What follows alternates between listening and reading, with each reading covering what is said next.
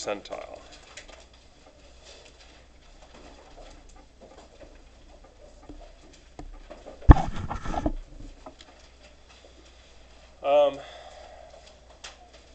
I was always a little confused about percentile because if you've taken a standardized test, and you've all taken one, whether it's the SAT or PSAT or ACT, or even like the ISAT, and you guys have all taken them, and maybe your parents have gotten a report as to what percentile you're sitting at, and the reality is you can't be over a 99th percentile, and it's always kind of blown my mind. Well, why can't I be the top dog? Why can't I be the 100th percentile?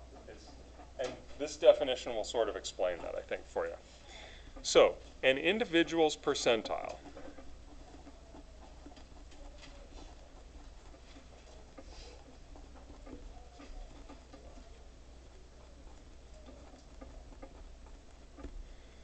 is the percent of the values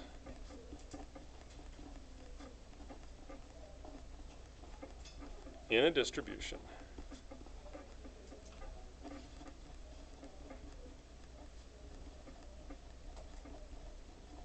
that are less than the individual's data value.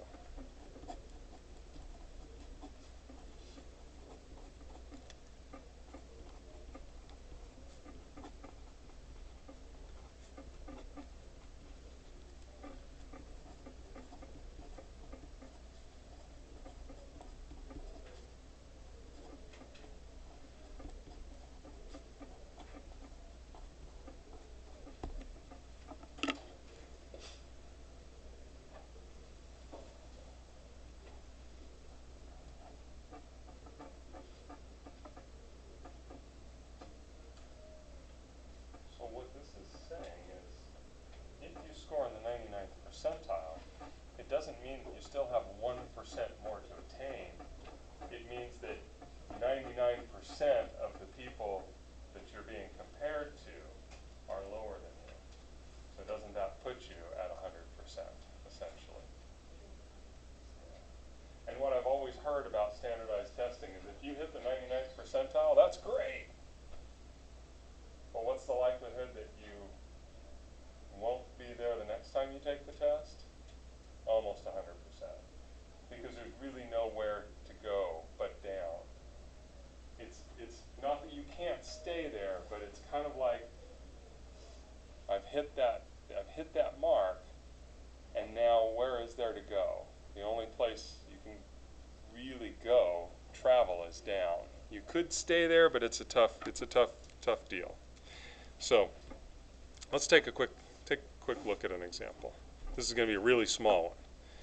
So I've got some scores here. This is U. So these are less than U.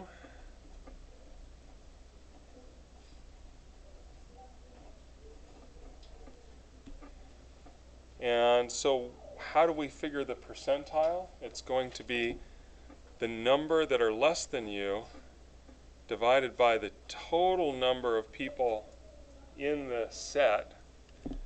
This is N, by the way. So that would put you at the 60th percentile.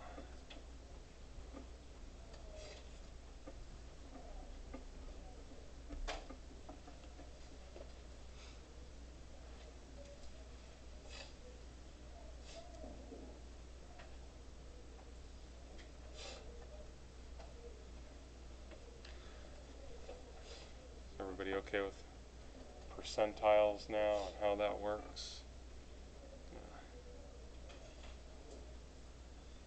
I think being in the 0 percentile might be kind of a bad place to be.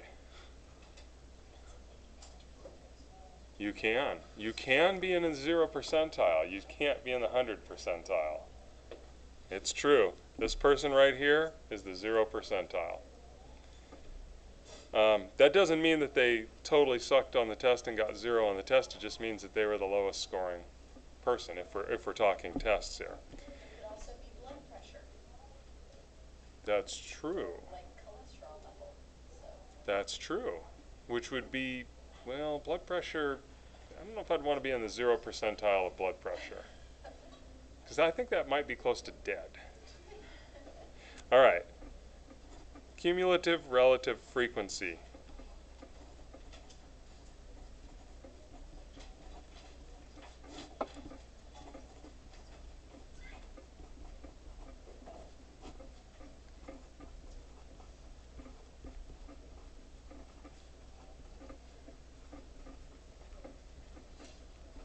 Get that squeezed in there.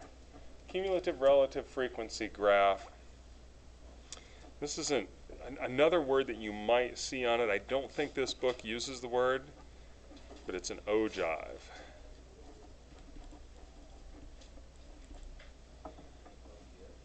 Ogive, yep. We say ogive. Whenever we see the word relative, again, I know this is, we're early on to this, but we've used the word relative before. Is that, yeah. Okay, relative frequency, yeah, that's where we've seen it. When you see relative, I want you to think percent. Okay? When you see relative, I want you to think percent. Okay, they're talking percent. So, an ogive graph is a little bit different than some of the other stuff we've worked with. It starts at 0%.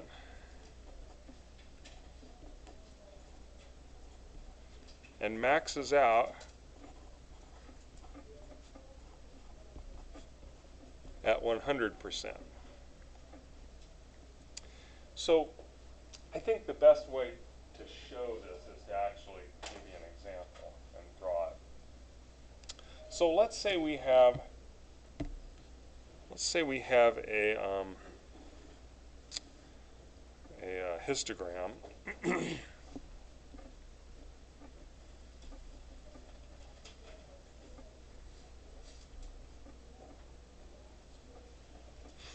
And this is a relative frequency, so we're percent here, we're talking percents. And let's say I've got some, I don't know what the x values are, they're really not all that important for this. So I've got a bar here that goes to 20%, and another one that goes to 30%, and then I've got one that goes to 10%, and one that goes all the way up to 40%. So an irregular shape, perhaps a little bit skewed right, you might say bimodal or two modes, but 20, 30, 10, 40. So this is our histogram, and we want to turn that into an ogive. So an ogive would look like this. Notice my scale only goes to 40% because that's my highest peak, and ogive has to go to 100%. 50, 100, these are percents. Maybe I get some interim values there. And I start at 0. And I don't know what, again, I don't really know or care what these x values are, but the first one goes to about 20%. And then the next one goes 30% more than that. So I'm accumulating, that's why it's a cumulative relative frequency. So I'm adding this 30% to the 20. So that's going to take me up to 50% here. Okay. And then the next one is 10%. So 10% more than the 50. And then the last one's going to take me all the way to 100%. So this one's 20. This one goes to 50, 60, and 100%. An ogive. Or a relative frequency, cumulative relative frequency graph. Cool? All right. So there may be some problems that instead of going from here to here, it might ask you to go backwards from the ogive to this. Could you do that? You're looking at those differences, right? To work that backwards, you're looking at those differences. Okay. Oh, we do get to talk about it today. Sweet. Maybe we can do some special stuff with our test scores.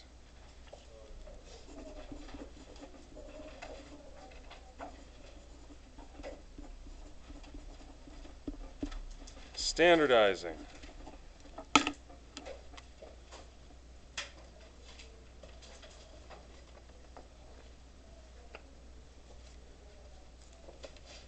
get to give you guys your first table.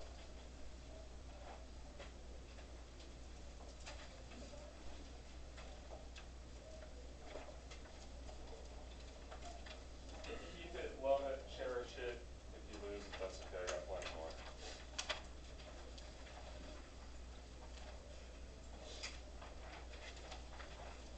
This is also in the book, by the way, supposedly, and I was able to get on it. The online books are a go now. So give them a try. If you just go, this doesn't work for me at all, come see me. I do have some books. Were you able to? Oh, you have a question? Oh.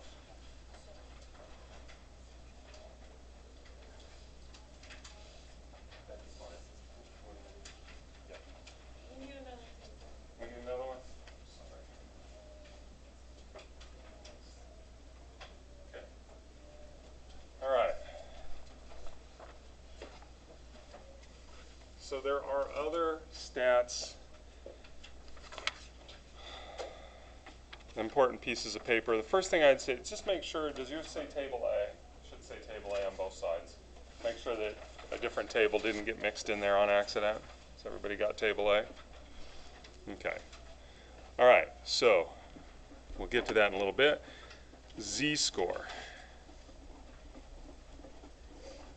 Call this a Z-score. And what standardizing does is it takes some data, and it has to be normal or approximately normal. Roughly normal is fine. Let's say our X bar here is 3.2. So my average is 3.2 somethings. We don't know. It doesn't really matter. And it's plus 1.9 to get to one standard deviation, S1 or SX1 or 1SX, however you want to refer to that, and that gets us to 5.1. Okay. And it's minus 1.9 for our negative 1 standard deviation. 1.3 here would be our value. Negative 1S or negative S1, or I probably should have swapped those, but that's all right. So what standardizing does is it basically shifts the whole curve so that our mean is now 0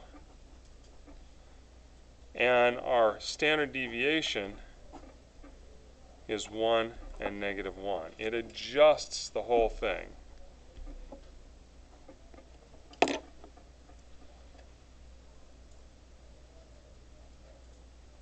Once we make that adjustment, then we're able to compare anything that's in a normal pattern.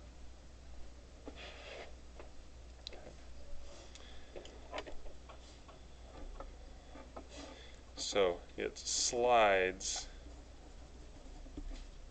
X bar to 0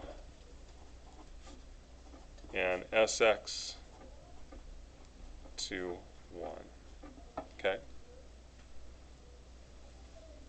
That's sort of my term, if you will. It just shifts the whole thing so that we can be comparing to anything. So the formula, this is one you have to know. Formula is easy. I'll give it to you a couple different ways, perhaps. We'll keep it simple at first. The value, that would be like if you're comparing your test score on, say, an ACT or an SAT or something like that, that would be your value minus the mean over the standard deviation.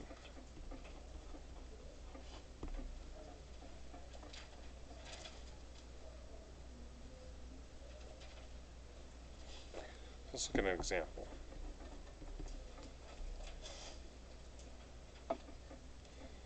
Let's say you have an SAT score. Your score, and if you know your score, you can put that in if you want. Let's say your score is 1225. This would be the value.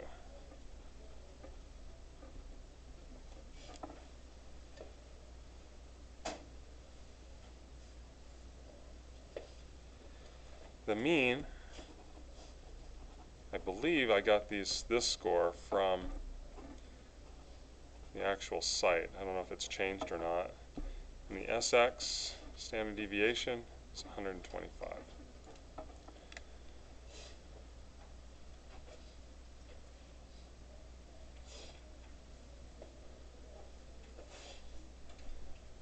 So what we do is we want to find Z.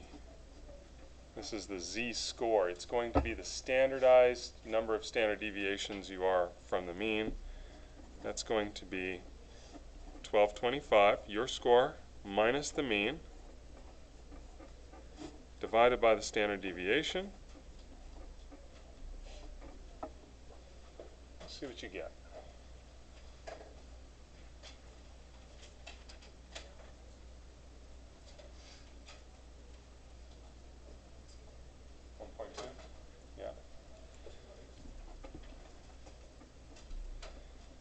Now, so what that means is that your score in this example is 1.2 standard deviations above the mean.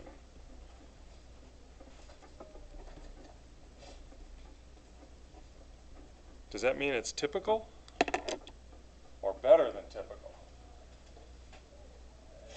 That's better than typical. Yeah, that's better than typical. Okay, the typical student would have been 1 standard deviation between 1 and -1 standard deviation. So that's a good score. What percentile is that?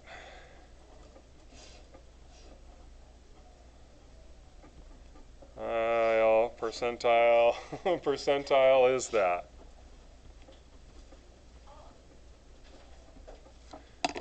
Here's where we go to the table. Okay, you have two sides to the table. You've got a negative side and you've got a positive side. The negative side is for everything 50% and less. The positive side is for 50% and more. So we want to go and we look at the Z on the left side there, and we want to find 1.2. And there's no, it's just 1.20.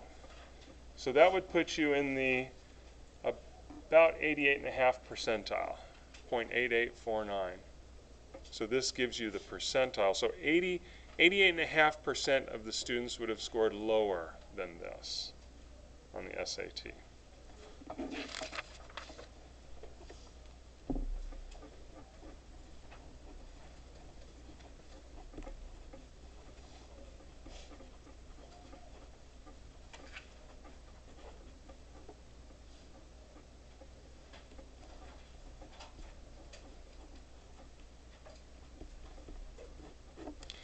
Now, if you know your SAT score, you can plug that in and see where you're at. I think I got that from last year's scores, so it's probably pretty close. It's probably pretty close. Yeah. Okay.